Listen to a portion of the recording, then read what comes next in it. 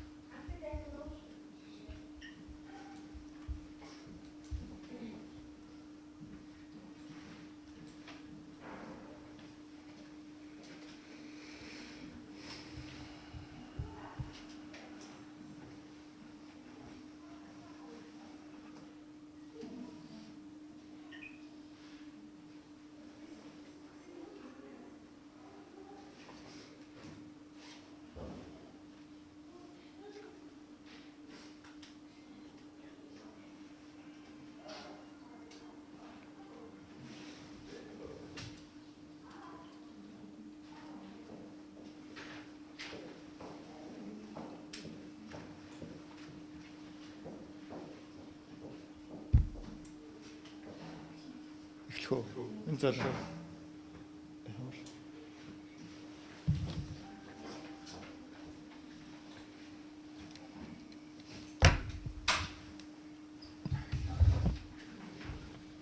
за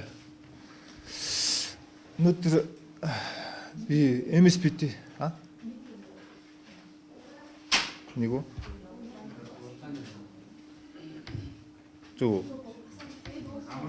за ингээд үү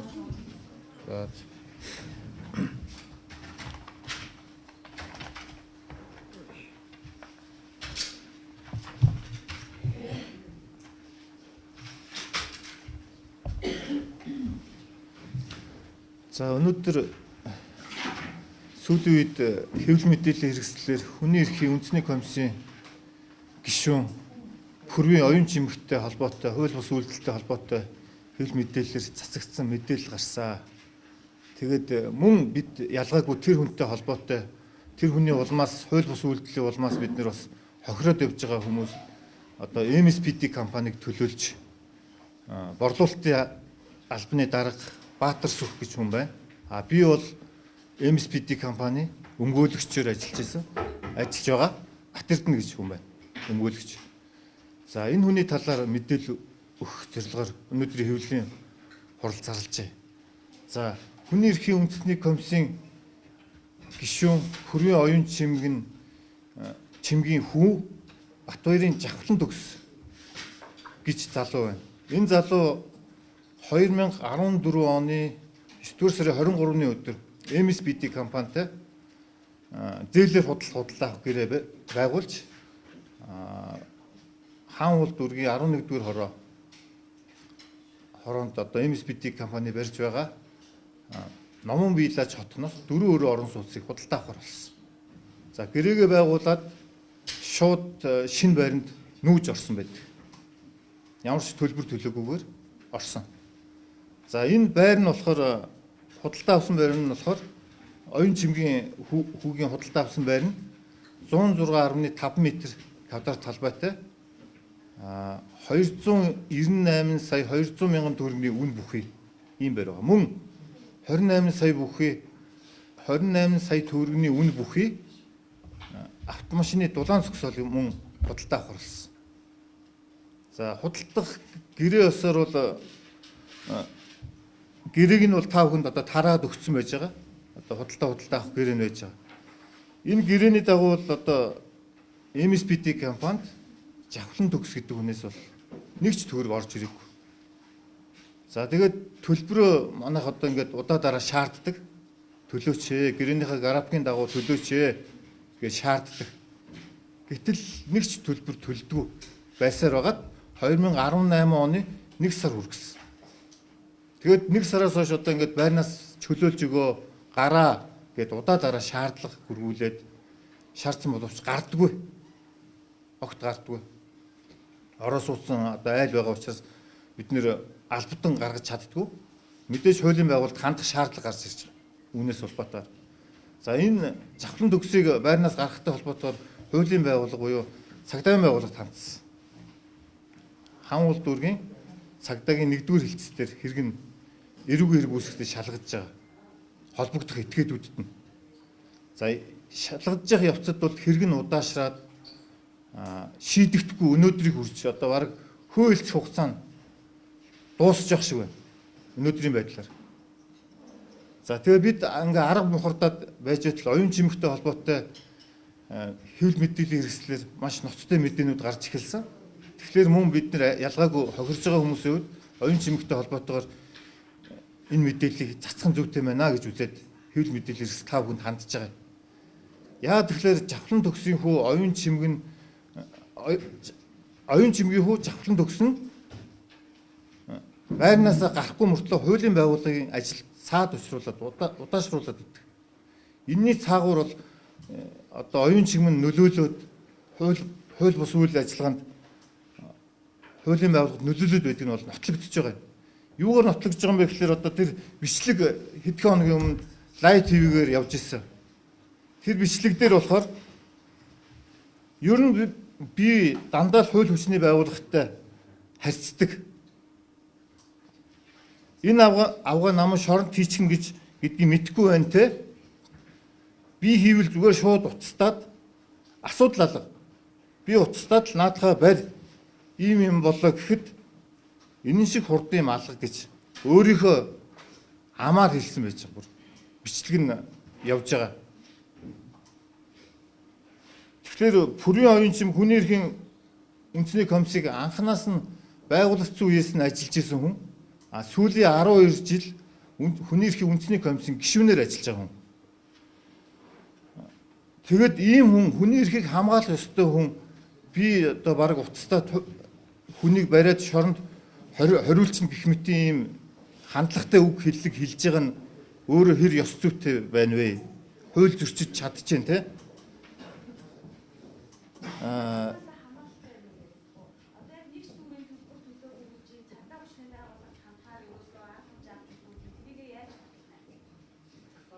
Тэр нь хэрэг нь одоо дуусж байна. Хууль хугацаа нь дуусаад одоо хэрэг үүсэлт мөрдөн байцаал ялагдагчаар татаад эрүүг хэрэг үүссэн байж байгаа.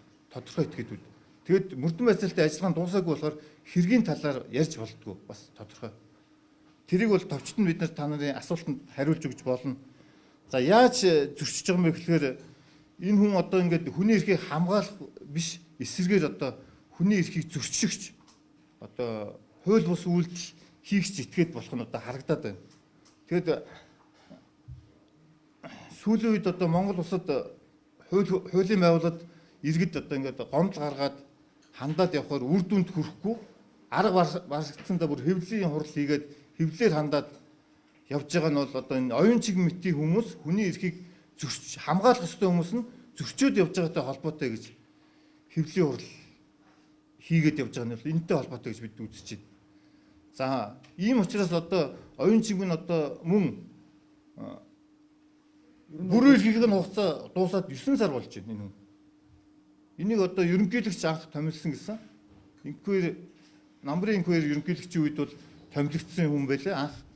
Тэгээд дараа нь элбэгдэрч ерөнхийлөгчийн үед нэг удаа сунгагдсан. Тэгээд одоо 9 сар хугацаа нь хэтэрсэн. Энэ хүнийг одоо яаж авдгүү? Одоо сулдгүү, одоо гишүүнээс нь чөлөөлдгүү хуулийн дагуу. Тэгээд энийг одоо чөлөөлөөд огцрохыг бид нар шаардаж улсын хурлын дарга Зандан шатар Монгол улсын ерөнхийлөгч Баттулга нарт албан шаардлага хөрвүүлж байгаа. Албан шаардлагыг өнөөдөр хөрвүүлж байна. Ер нь бол ийм юм байна. Нөгөө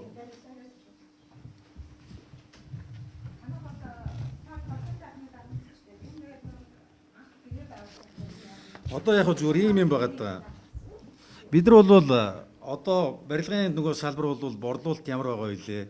Ипотекийн зээл ч юм уу зээлийн нөхцөлийг ямар нэгэн төлбөрийн нөхцөлийг уяат нөхцөлийг гаргахгүй бол байрны борлуулалт бол муу байгаа.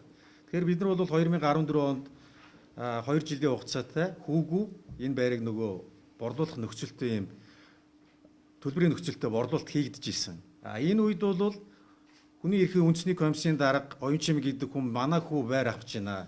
Батбаяр гэдэг хүн байр авах гэж байна. Гэхдээ өнөөдөртөө бид нар бол яг өнөөдөр бол мөнгө алга байна. Бид нар 12 сард энэ оны 12 сарда багтаад нэг 50 сая төгрөгийн нөгөөд үлдэгдлийн нь бол ингэж яваад магадгүй 2 жилдээ амжихгүй бол танахтай дахиад нэг хувь лизинг маягийн юм хийгээд дахиад нэг сарын байдаг юм 1.2% хүүтэй ч гэдэг юм. Иймэрхүү байдлаар хэдүүлээ хоорондоо тохироод явъя гэсэн. Бид нар төрийн өндөр албан тушаалтай энэ хариуцлагатай албан тушаалд эрхэлж байгаа хүний үгэнд бид нар итгэхээс яах вэ? Тийм учраас хүүтэй гэрээ хийсэн 106.5 м квадраттай байранд нь нүүлгээд оруулсан түлхүүрийг гардуулаад өгсөн.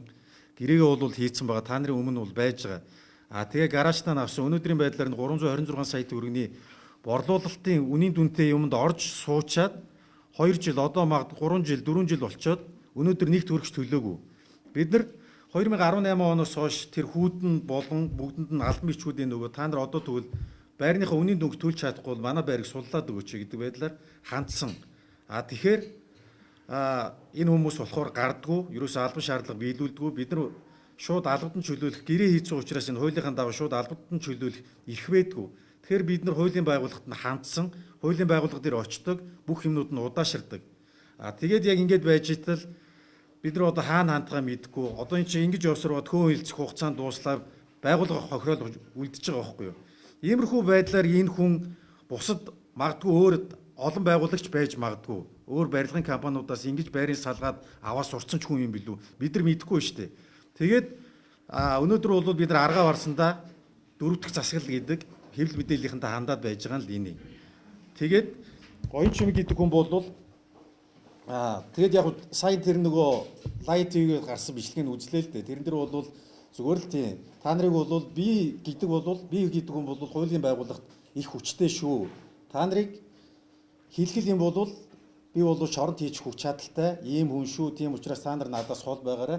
Хуулийн байгууллага бол миний атханд ор байна гэд. Ингээд байгаад идэх хүн яагаад 12 жил яг энэ хүний эрхийн үндэсний комисс гэдэг чинь үгнээсээ авахгүйлаад хүний эрхийг хамгаалах ёстой байгууллага.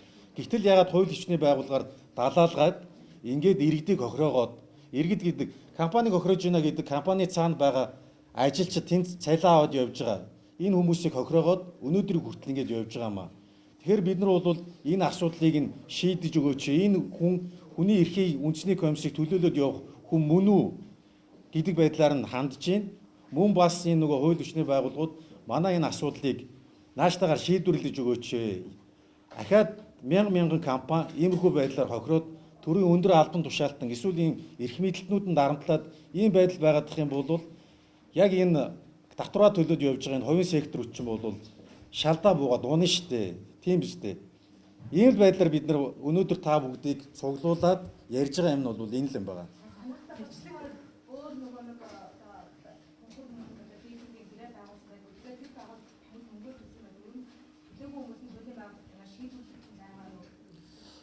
Ер нь бол яг бид нар бол нөгөө гэрээ контракт одоо энэ хүнээс шалтгаалаад бид нар бол гэрээн дээрээ ахаад илүү нөгөө алтуу нөхцлүүдийг тавиад явцсан.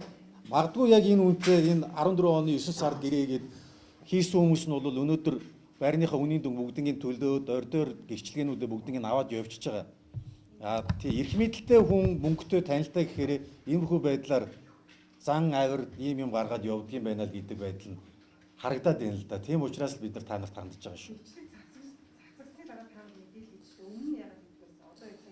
Бид нар бол хуулийн байгууллагт хандсан байсан. Хуулийн байгууллага нь энийг ямар нэгэн асуудалгүйгээр шийдчих болов яах бол гэд харзнаад байж исэн. Гэтэл бол энэ хүн угаасаа яг ийм нөгөө хүмүүсийг дарамтлаа сурцсан юм байна. Асуудал ингээд үүсгэх юм байна гэдгийг бидний юу яаж байгаа учраас энэ хүнийг ямарч байсан энэ хүнээс болж хохирж байгаа мянган жиргэд байх. Тийм учраас энэ хүнийг ямарч байсан ихний ээлжинд энэ албан тушаалаас нь чөлөөлж өгөөч гэдэг хүсэлтийг бол тавьж байна. Тэгээ хуулийн байгууллага нь энэ хөөн хийлцэх хугацаанаас нь өмнө энэ асуудлыг бас шийдэж өгөөч л гэж байгаа. Хүн хилцэх хугацаа гэдэг одоо нэг юм зав юм гарчаад байна шүү дээ. Хүн хилцэх хугацаатай. Тэгээд тэрийгэ болохоор хуулийн байгууллага нь ахаа шалгая гэдэг байдлаар хид хид удаа буцааж хагаад хугацаанд дуусгаар нь энэ хэрэг хаагддаг, иргэд хохирдог. Ийм л асуудал үүсчихэд байна. Тэгээд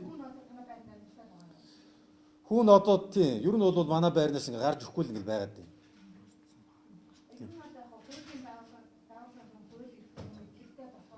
Энийг хийж байгаа учраас байнаас гарахгүй мөнгө төлөх юм уу ийм байдлаар ингээд башруулаад хүн хэвцээ болох юм. Тэгээ ер нь бол тийм.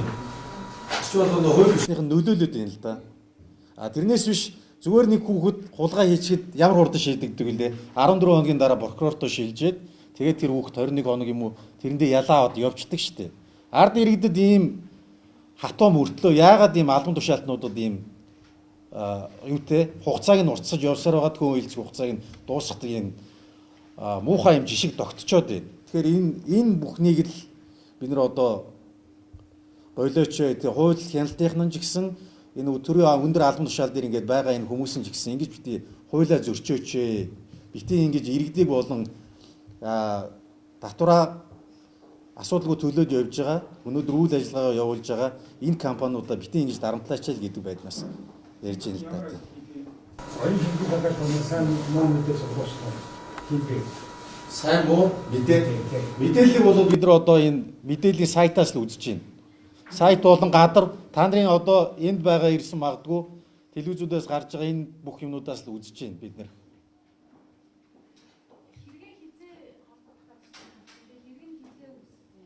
За хэрэг нь 2017 оны 12 сард улсын мөрдөн байцаах газарт гомдол гаргасан. Тэрнээр тэгээд харьяаллын дагуу хан уул дүүргийн хан уул дүүргэх цагдаагийн 1-р хэлтс рүү шилжиж шалгагдаж байгаа. 18 оны 3 сараас эхэлж байгаа бараг шалгагдаад явжсэн. Хугацаа нь одоо энэ чи 14 онд гэрээ байгуулсан ба штэ. 14 оноос хойш 5 жил гэж тооцох юм бол одоо 19 онд дуусчих байхгүй хөлц хугацаа. За нөлөөлөд байгааг нь бол анх мөрдөн байцаагч хийжсэн золгоёр гэж мөрдөгч нь бол тухайн хэргийг анх хүлээж авсан мөрдөгч нь бол бидэнд хэлсэн. Оюун чимэг гишүүн өрөөндөө дуудаад хууль бус үйлдэл шаардаад байна. За мөн хэрэг дээр хяналт тавьж байгаа Соёлмаа гэдэг прокурор хан уул дүүргийн хяналтын прокурор. Соёлмаа нь бас хууль бус зүйл золгоёроос шаардсан байт.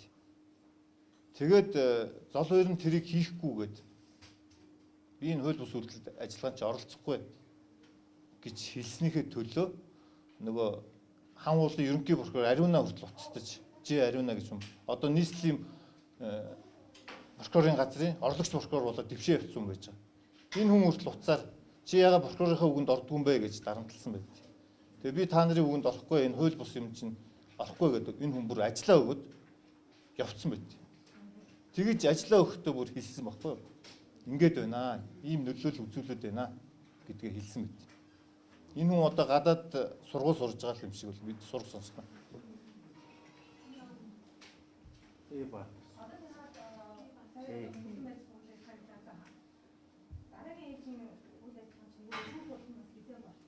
Одоо шүүх хуралд руу нэг удаа мөрдөн байцаалтаар ингээд шилжүүлсэн.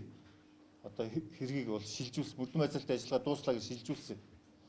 Тэгээд мөрдөн байцаалтын ажиллагаа дууслаа гэж шүүх шилжээд шүүхээс анхан шатны шүүхээс хэргийг дахин нэмэлт мөрдөн байцаалт хийлгээ гэдэг прокурорт буцаасан юм.